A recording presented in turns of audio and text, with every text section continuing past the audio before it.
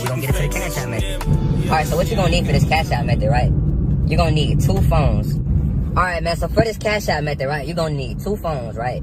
You can do it with 1 phone, but it makes it way harder, you know what I mean? So for this method, if you can, you wanna have 2 phones. Alright, so with the second phone, right?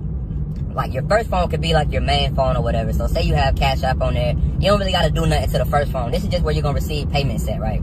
Now, I would recommend that you have your first Cash App on like a CPN, so there's no way that they can track back to you, because if they look at it, and I've never seen this happen too many times, like where they look at the Cash App and see like where it was sent to and do all the digging to figure it out. But I'm sure if they wanted to, they definitely could go figure it out. I mean, I think it's just the fact that Cash App's response team is so slow, so a lot of times they don't go and try to do that. But this is, it can still happen. That's my whole point when saying that. So make sure that you're being like very secure when you're doing this. Either make a different Cash App that you can use as your main one to receive the payments, but that's going to be very hard now because of the verification. You might be able to receive like a couple hundred, but if you keep trying to bust it down to like on that account and like cash it out to your bank account, they're going to ask you for verification. You might get away with like 200, like a payment of $200 sent to that Cash App, that new Cash App that you create.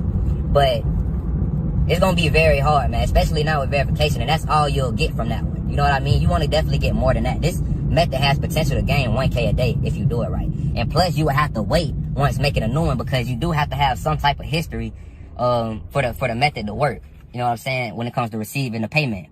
So that's what you'll need for your first one, right? Like I said, for your first one that you're receiving payments on, it could be your regular one that you have, that you made with a CPN to verify. You can make one with a CPN to verify, right? With your actual name on it, right? And you're verifying it with this CPN with your actual name on it, because you're able to, you have an ID with that name on it. So you can verify it with your ID, but they still won't have no proof or no way to connect anything with you, because it's not your real social security number. You know what I mean? So that's a way to get around it and be able to verify a Cash App easy. But like I said, that's the long way. That's going to take a little bit longer, you know what I'm saying? Because you have to wait on it to age a little bit and all this type of stuff. The easiest way to go about it would be just to use your regular one, or like I said, use one with a CPN and wait like 2 weeks. Or you could buy one, because that's what you're going to have to do anyway throughout this method. You're going to have to buy one, so it would just make it where you would have to buy 2. But you don't have to buy 2. Like I said, you can use your regular one. It's just not as safe.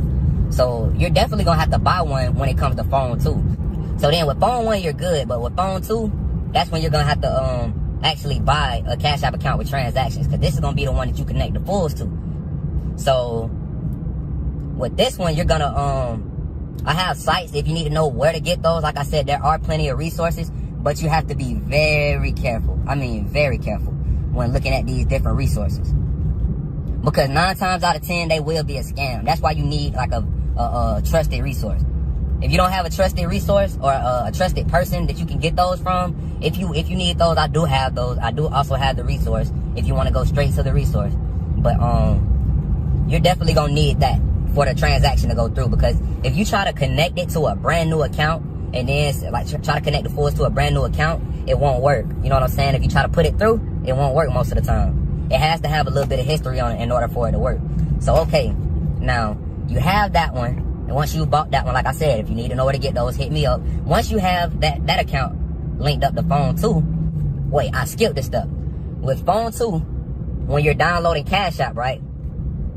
This is before you even have the Cash App account, the link to it or anything like that with the transactions on it.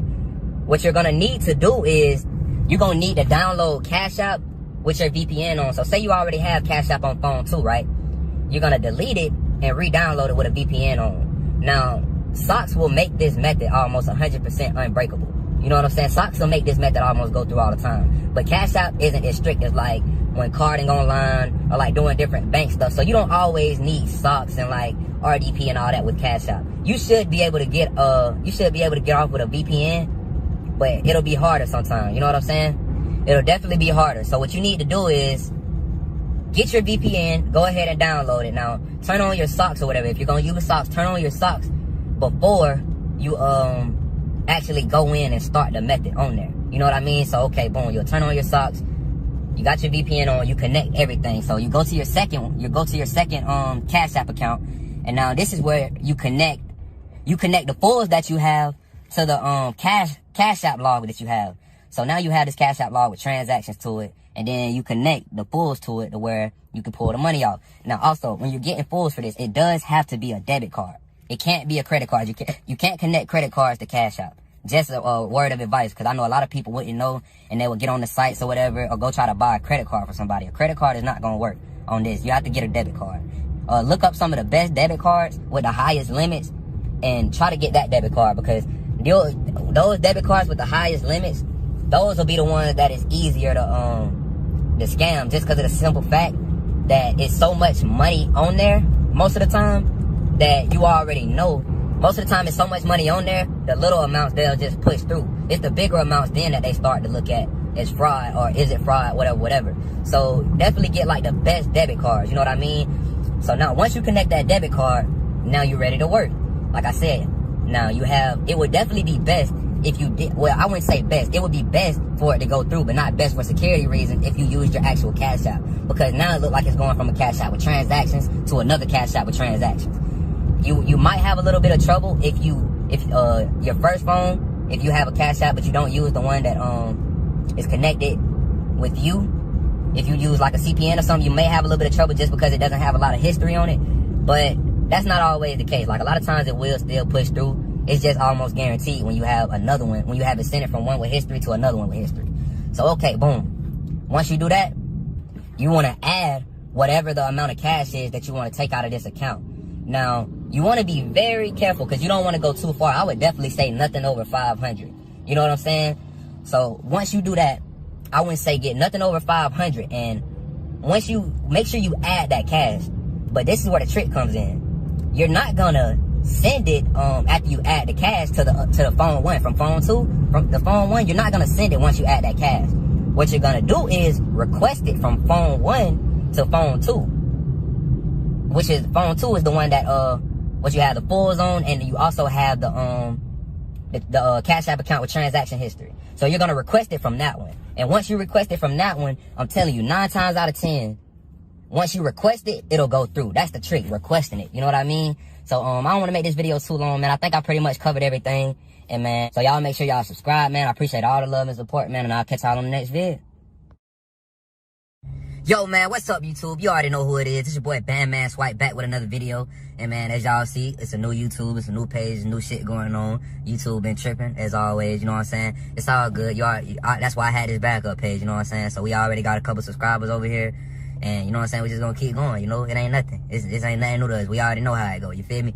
So, you know what I'm saying? This ain't gonna stop the sauce, man. You know, I'm coming back and forth. I was gonna stop after this, but y'all kept hitting me up. Don't stop. Like, y'all be needing the sauce, everybody.